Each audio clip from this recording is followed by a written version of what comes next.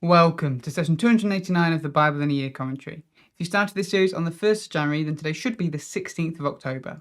Today we'll be looking at Acts 25 to 26 and Psalm 129. But so far in Acts, we've read through the introduction, the disciples' time in Jerusalem, the church spreading into Samaria, the mission trips to ends of the earth, and started Paul's journey to Rome.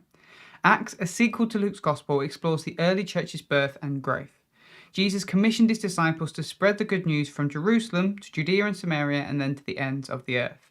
After his ascension, the Holy Spirit came as wind and fire, making believers God's new temples. Empowered to speak in different languages, the disciples amazed the crowds, and Peter led over 3,000 to salvation. The church was born, believers lived in community, and they shared all that they had. Peter and John healed a lame man at the temple and then explained that God's presence now dwelt in his people. This led to conflict with the priests, who warned them to stop preaching. As struggles arose, the apostles appointed 7 men to manage daily tasks, and the church continued to grow. Stephen, one of the 7, performed miracles but was murdered for his faith. His death triggered persecution, forcing Christians to spread the gospel to Judea and Samaria. Meanwhile, Saul, on his way to arrest Christians, was blinded by Jesus, healed by Ananias, and then filled with the Holy Spirit. He began preaching immediately, despite opposition. The disciples in Jerusalem were initially wary of Saul, but Barnabas vouched for him. Peter then received a vision that led him to preaching before Gentiles and seeing them saved and baptized in the Spirit. The Gentiles were now included with the believers. A multi-ethnic church was established in Antioch, supported by Saul and Barnabas. Saul, now going by his Roman name Paul, and Barnabas began spreading the gospel in Cyprus and Asia Minor. They preached to Jew and Gentile, facing opposition but establishing their churches. Returning to Antioch, they reported their success and the believers praised God. A group then argued that the Gentile converts must be circumcised. At a council in Jerusalem, the apostles decided that the Gentiles had already been filled with the Holy Spirit. They didn't need to adopt Jewish customs as well, but must reject things that were offensive to God. After a disagreement over John Mark, Paul and Barnabas take separate missions. Paul is led by the Holy Spirit to Macedonia, where he planted churches in Thessalonica, Berea, Athens, and Corinth. On his 3rd mission, Paul spent 2 years in Ephesus growing the church, visiting other churches along the way. And then heading back to Jerusalem, Paul is warned not to go. Some prophesy that he will be bound and handed to the Gentiles. Paul insisted he was ready to be arrested or even die for Jesus. And then in Jerusalem, he faced hostility from Jews who believed he was undermining their traditions. To prove his commitment, Paul went to the temple and purified himself, but the crowd still attacked him. Roman soldiers intervened and arrested him. They planned to whip him until Paul revealed his Roman citizenship. Paul got a chance to defend himself before the religious leaders, but they are intent on killing him. The Lord then encourages Paul that he is being sent to Rome to share the gospel. He was then sent to Governor Felix in Caesarea to escape the Jews planning on killing him. There, Paul got to defend himself before Felix, who then kept him in house arrest for 2 years in the hope that Paul would pay for his freedom. Felix was then replaced as governor by Festus. But let's now jump into today's reading, Acts 25 to 26. As the new governor, Festus travels to Jerusalem, where the religious leaders appeal to him to have Paul transferred to them in Jerusalem. Fortunately, Festus pointed out that Paul was based in Caesarea, which he himself was going to shortly. He invited the religious leaders to come with him so they could sort it out there. A few days later, they all arrive in Caesarea and the religious leaders make their claims against Paul, none of which they can prove. Paul continues to assert that he has committed no offence against Jewish law, the temple, or the Roman government. Festus is trying to win favour with the Jews as their new governor, and so he asked Paul if he would like to have a proper trial in Jerusalem. Instead, Paul pointed out he would rather be in the hands of the Roman Empire than handed over to these Jews. We read how the Lord had came to Paul to tell him all these events were happening to send him to Rome. Paul now uses this opportunity to request it. His appeal to go to Rome wasn't just to escape the Jews, but was also to further the mission that God had called him to. Festus agrees to send him. And while preparations are being made, King Agrippa visits.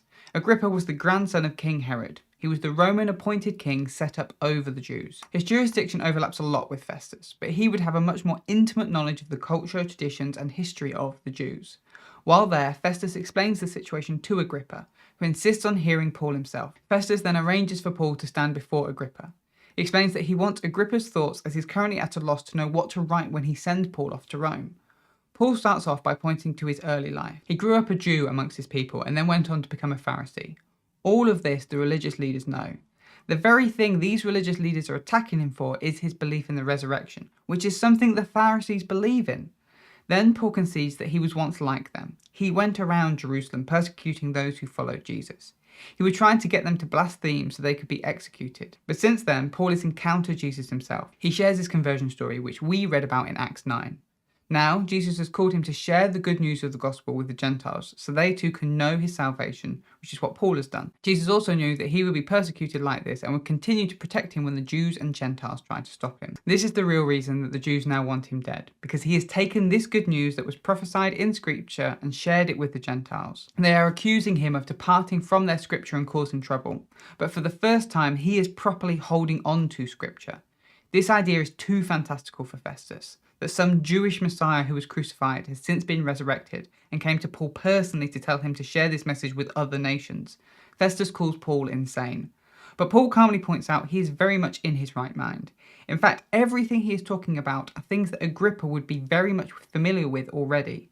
Agrippa immediately sees Paul's intentions. Paul is not just trying to defend himself, he's trying to put forward and defend the Christian faith in the hope that others might believe. When Agrippa and Festus convene, they agree that Paul is clearly innocent of the crimes the Jews are claiming, but Paul is asked to be sent to Rome, and so to Rome he will go. At any point, Festus could have declared Paul innocent and had the case thrown out, but through it all, Festus positioned himself as a man with his hands tied, unable to do anything. Yet in the midst of this incompetent and lazy leadership, God is still achieving his will and mission by leading Paul to Rome. But that is Acts 25 to 26. Now let's look at Psalm 129. This psalm isn't attributed to anyone in particular and is named as a psalm of ascent. These psalms were sung by worshippers as they ascended to Jerusalem for the 3 pilgrimage festivals: Passover, Festival of Weeks, and the Festival of Tabernacles. Or possibly they were sung by the Levites as they ascended the steps of the temple. Psalm 120 to 134 are all psalms of ascent. Here is a summary of the structure. With verses 1 to 3, I was oppressed, and verses 4 to 8, may God defeat the oppressors. In this ascent journey, we've gone from being far from God's presence in Psalm 120 to seeking God's presence in Psalm 121, and then reaching God's presence in Psalm 122. From there, the psalmist has asked the Lord for help in Psalm 123, and then praised the Lord for his protection in Psalm 124. From within Jerusalem, they reflected on the nature of the righteous and the wicked in Psalm 125, and they thanked God for how he has restored his city in Psalm 126. This leads the psalmist to reflect on the importance of God being first and foremost in our lives in Psalm 127, and the importance of fearing God in Psalm 128. Having focused on God's authority and power, the psalmist now reflects on how God rescued them and Israel from their oppressors. This is Psalm 129. The psalmist reflects on how in their youth they had been attacked and oppressed. But in this, they see parallels between the nation's experiences with oppression, most likely the exile. Hence, they encourage Israel to say the same. But despite this, the Lord is the one that defeats the wicked and breaks their control and rescues his people. The psalmist asks that going forward, the Lord continues to keep them from oppression. May all those who hate Jerusalem be put to shame. Let them wither and achieve nothing, so that all people might see that the Lord's favour is on his people. In short, the psalmist is making the case that we've experienced oppression and struggles in the past, and we may do so again. But the Lord was the one that rescued us before, and he will also do so again. Thanks for joining us today. Take a moment to reflect on what you've read and share your thoughts or questions below. If you're watching in the future, then you can click here for the next session, or you can find the full playlist just down here. To receive these daily commentaries in your email inbox, subscribe via the link in the description below. Have a great day, and I'll see you tomorrow.